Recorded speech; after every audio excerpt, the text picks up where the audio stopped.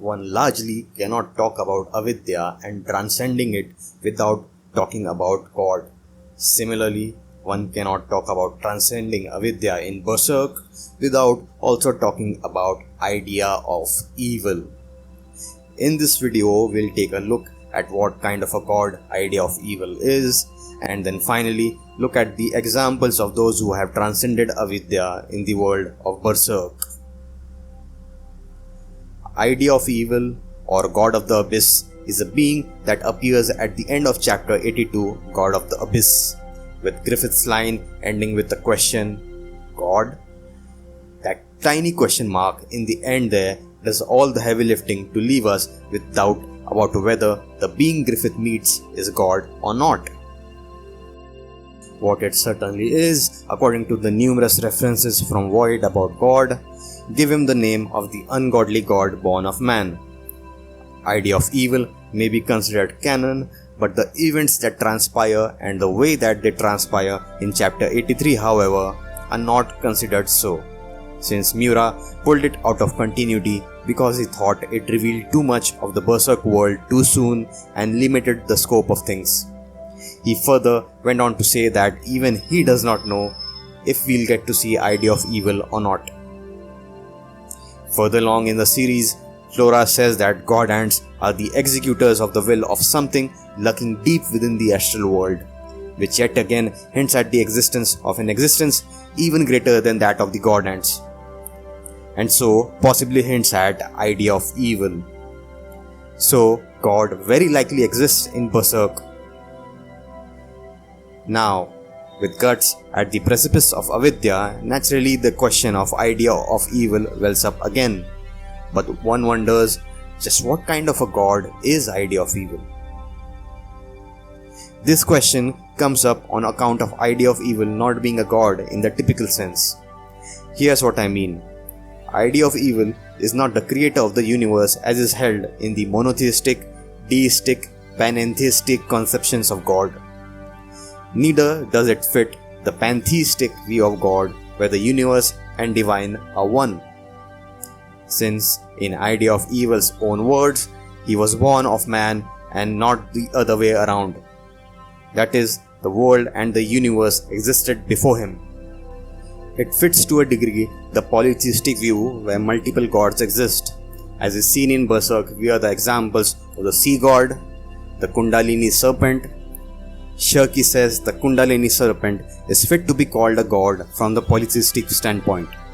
But yet again, idea of evil being born of man is where the mismatch starts to show up.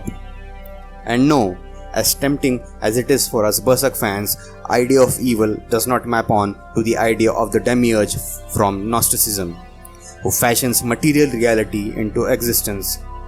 At least, it doesn't seem so in my assessment so far. So what kind of a god is idea of evil exactly? The clue for this, in my opinion, is found primarily in the Lost chapter, chapter 83, and the chapter 49 where Griffith is lying tortured and confined in the Tower of Rebirth. Here's what I mean by this. First, let's use established conventions of God to figure out where idea of evil is. In monotheism, God is the creator of the universe and outside of it. In pantheism, universe exists within God, but God is more than the universe. Idea of evil, in his own words, exists not outside the universe but in the collective conscious of mankind. Terms like surface of the multiple layers of the whole consciousness. This place is filled with all kinds of blurred negative feelings that all point us again and again to a common inner psychological terrain, reinforce the idea of where idea of evil exists. Even Griffith confirms this when he affirms to idea of evil that, yes, this is in me, I can feel it. This, in my opinion, is also a callback to when Griffith was in the Tower of Rebirth and reflecting on the state of his sanity. He said there, like a tidal wave, an infinite number of feelings surged upon me. Idea of evil calls the feeling in the realm it exists in what? An ocean of feelings. A swelling ocean That is the same water-related metaphor that Griffith uses in the Tower of Rebirth. Then, the Griffith from the Tower of Rebirth further says that giant swirl of violent emotions where none are definite but all are implied. How would you describe the region where idea of evil exists in as anything other than a giant swirl of violent emotions? Even idea of evil calls this place that looks like a swirl as filled with all kinds of blurred negative feelings, which again is just another way to say what Griffith said in the Tower of Rebirth. So the landscape where idea of evil exists is within mankind and the individual's consciousness. Taking this further, in the Japanese translation, when idea of evil introduces himself as so, the original term in Japanese uses the words. In it, the word genkai translates to the word archetype. So the term idea of evil can be written easily as archetype of evil. This word archetype and the term collective conscious that comes further along in the chapter goes on to show that idea of evil very likely is a god in the sense that the legendary Swiss psychiatrist, psychotherapist and psychologist Carl Jung put it. So, what is God in the Jungian sense? I am going to preface what I am about to say as just a working theory and not some final conclusion I have about idea of evil. This is essentially because this is so far beyond my field of expertise that I should generally not speak about it, lest I come across as a fool. But since this is a theory and a speculation channel, so foolish or not, I want to explore these ideas and march on ahead while trying to be as sensible as I can as I deal with them. So if I make some mistakes, I am making my apologies beforehand. For Carl Jung, the direct experience of the imago Dei or image of God in its various manifestations is synonymous with that of the idea of the self. The self is a very misunderstood term, especially if used casually.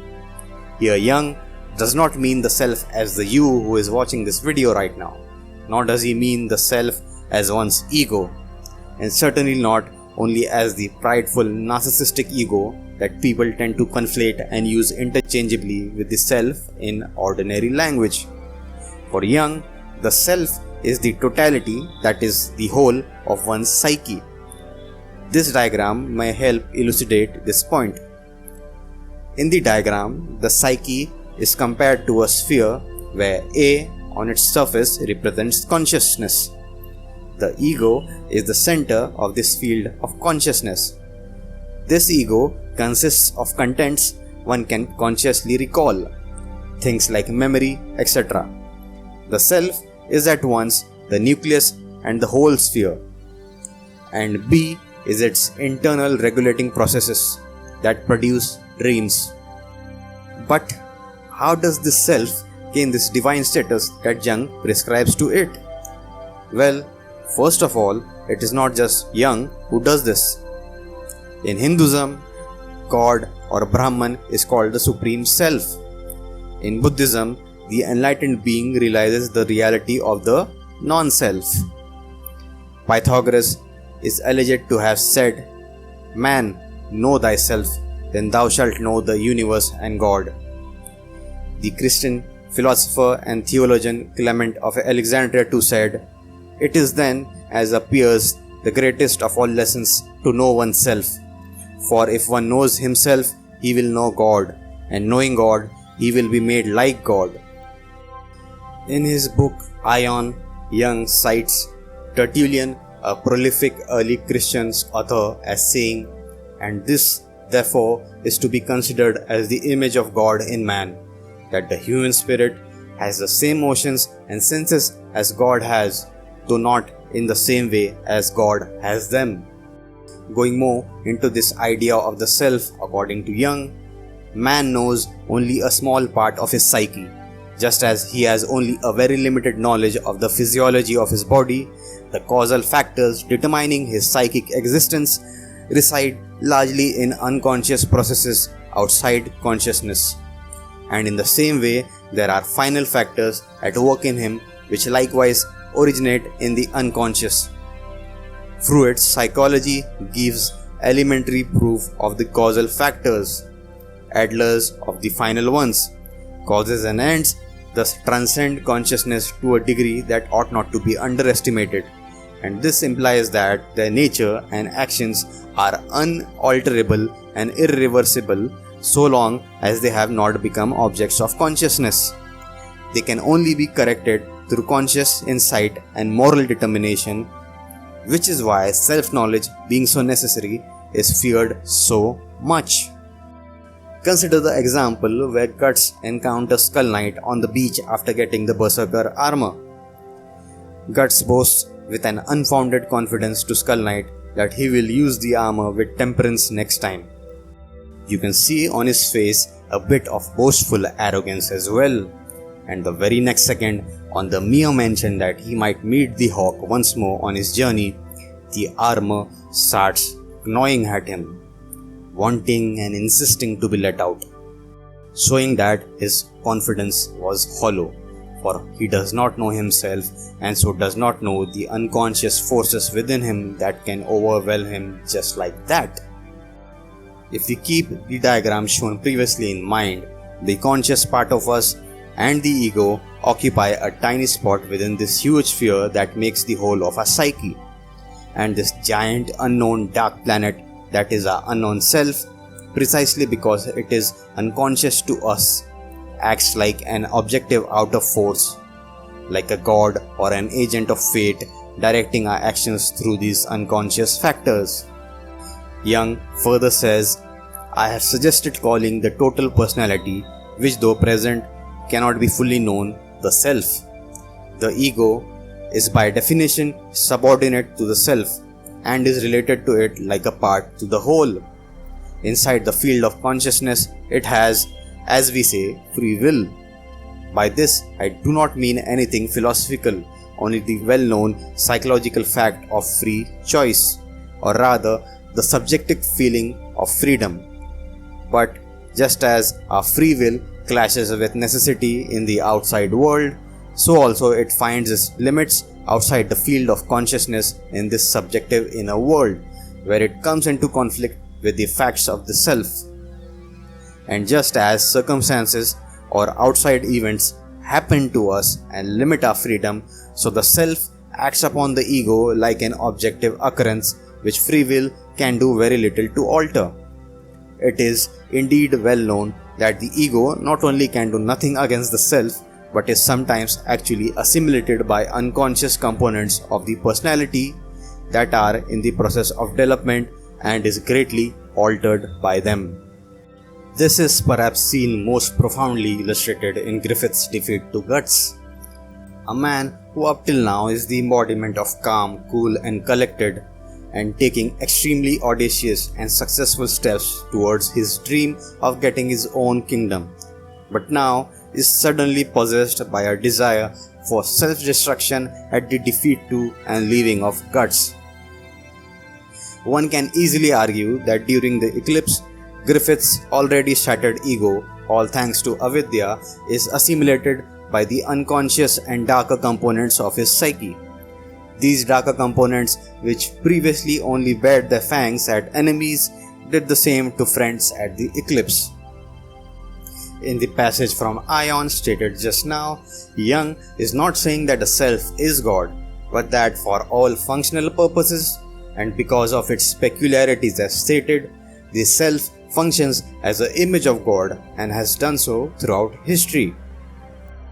He goes on to say, outside the narrow field of professional psychology, these figures meet with understanding from all those who have any knowledge of comparative mythology.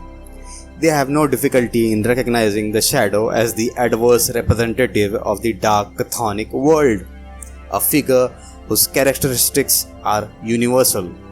The Zigzi is immediately comprehensible as the psychic prototype of all divine couples. Finally, the self, on account of its empirical peculiarities, proves to be the ideos, or that which is seen, behind the supreme ideas of unity and totality that are inherent in all monotheistic and monistic systems. I regard these parallels as important because it is possible through them to relate so-called metaphysical concepts which have lost their root connection with natural experience to living universal psychic processes, so that they can recover their true and original meaning. In this way, the connection is re-established between the ego and projected contents now formulated as metaphysical ideas.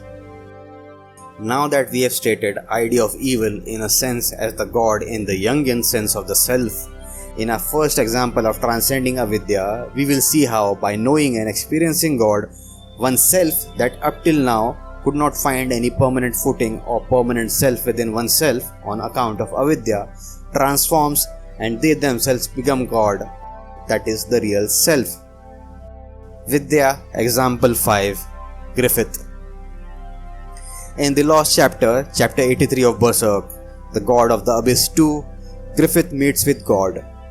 This meeting, as already stated, happens not in some external space but in the space within one's own inner psyche. God tells him, "Do as you will. I dwell deep in your heart. I am a part of you. You are a part of your mind's consciousness, a part of me. Your desire is my desire as well." Here, idea of evil is telling Griffith there is no separation between his will and Griffith's, that is, they are one. And since this is an actual experience and not something someone told him to believe blindly, or some religion he was just born into and took it as truth, it does the same thing that the experience of Brahman by transcending Avidya does, where the separation between you and God dissolves. So Griffith transcends his Avidya that drove him to insanity and psychologically broke him by experiencing what was beyond that illusion by experiencing God.